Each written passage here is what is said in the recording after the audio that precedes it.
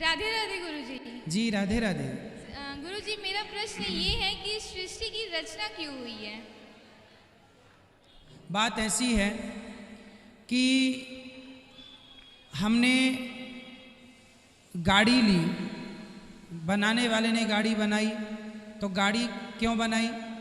आनंद के लिए, सुख के लिए। हम लोग घर क्यों बनाते हैं? खुश आनंद के लिए। अच्छे कपड़े क्यों पहनते हैं? अपनी खुशी के लिए। उसी प्रकार भगवान अपने आनंद के लिए सृष्टि रचते हैं और अपने आनंद के लिए संहार कर देते हैं। यदि आप गुरुजी के इस उत्तर से संतुष्ट हैं तो मुझे आपसे कुछ नहीं कहना, लेकिन आप मेरी तरह असंतुष्ट हैं तो इस वीडियो को आखिरी तक देख सकते हैं। इस वीडियो में मैं खुलासा करूंगा गुरुजी की कपोल कल्पना का कि भगवान ने अपने आनंद के लिए इस पृथ्वी को बनाया है। साथ ही मैं आपको बताऊंगा कि गुरुजी सही है या विज्ञान। तो बने रहिए मेरे साथ इस वीडियो के आखिरी तक।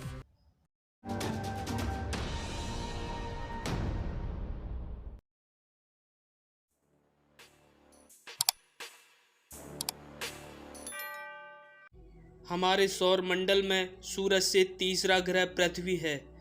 यहाँ जीवन के लिहाज से सब कुछ है, लेकिन जब विज्ञान ये कहता है कि ये सब संयोग से बना है तो कुछ पाखंडी लोगों को यह बात गले नहीं उतरती है, क्योंकि हमारे लगभग सभी धर्म एक ही थ्योरी पर काम करते हैं कि सब अल्लाह, भगवान या गॉड ने ही बनाया है।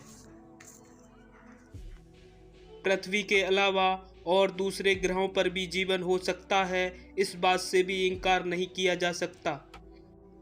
लेकिन आज हम बात करेंगे कि क्या सिर्फ ईश्वर ने, अल्लाह ने या गॉड ने अपने आनंद के लिए इस संसार की रचना की है। यदि धार्मिक थ्योरी को मान भी लिया जाए कि इस संसार की रचना ईश्वर, अल्लाह या गॉड ने की है, तो आप मुझे बताइए, क्या भगवान ने करोड़ों जीवों को मात्र इसलिए दुख में डाल दिया कि उसे आनंद की अनुभूति होती है? क्या करोड़ों लोगों को भूखा देखकर ईश्वर को आनंद प्राप्त होता है, या क्या ईश्वर हजारों लोगों को दुखी देखकर आनंदित होता है और उसे आनंद मिलता है? क्या ईश्वर इसलिए हजारों बलात्कार इसलिए कराता है कि उसे आनंद मिल सके? यदि यही सब ईश्वर अपने आनंद के लिए करता है तो वह काहे का ईश्वर है?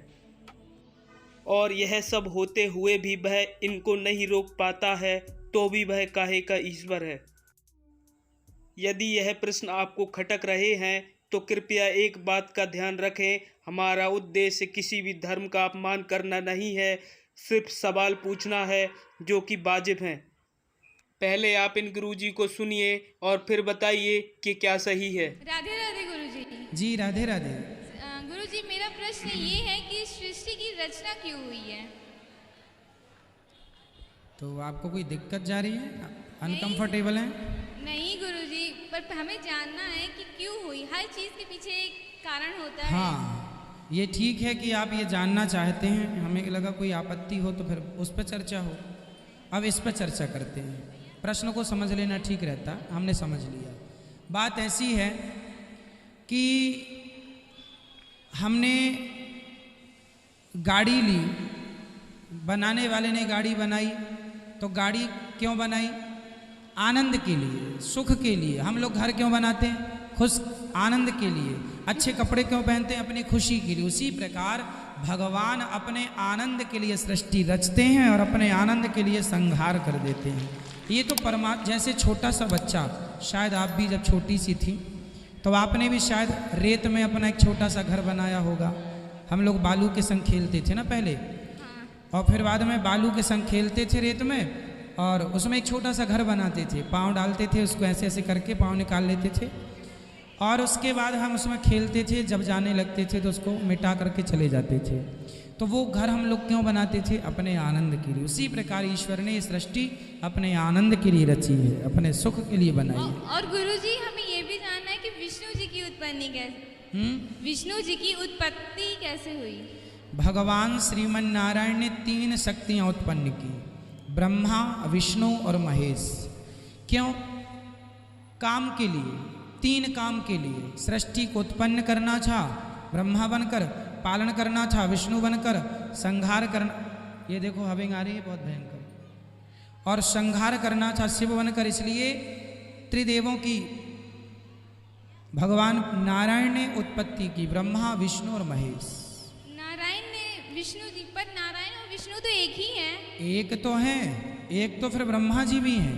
एक ही तत्व अनेक रूप रूपाय विष्णवे प्रभु विष्णवे, जो परमात्मा सब में विद्यमान है उन्हें विष्णु कहते हैं। जो व्यापक हैं, विश्व में जो व्यापक हैं उन्हें विष्णु सर्वगुहाशया, वो विष्णु है। एक ही तत्व है, एक को तीन में भगवान ने डिवाइड किया काम के लिए। तो नारायण से 3 अवतार हुए। हाँ, नारायण ही 3 रूपों में विभक्त हुए, 3 काम के लिए।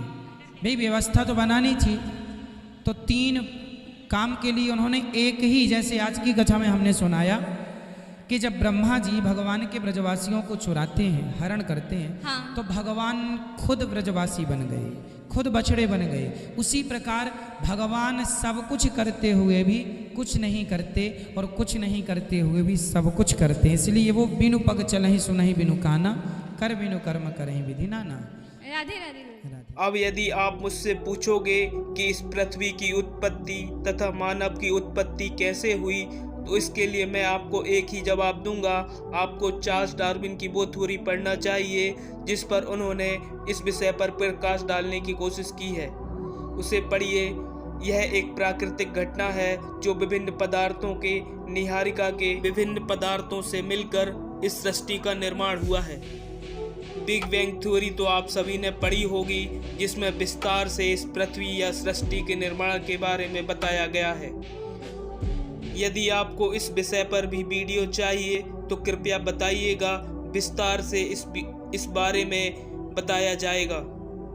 फिलहाल वीडियो को देखने के लिए आपका बहुत बहुत धन्यवाद। यदि आपको यह वीडियो अच्छा लगा हो तो इस चैनल को सब्सक्राइब कीजिए और दोस्तों में भी इसे शेयर कीजिए। और विज्ञान के युग में जी रहे हैं तो विज्ञान को पढ़िए, समझिए और अपने जीवन में उतारिए, तथा अपने बच्चों को भी विज्ञान के बारे में बताइए ताकि भविष्य में वे अंधविश्वास पर भरोसा ना कर सकें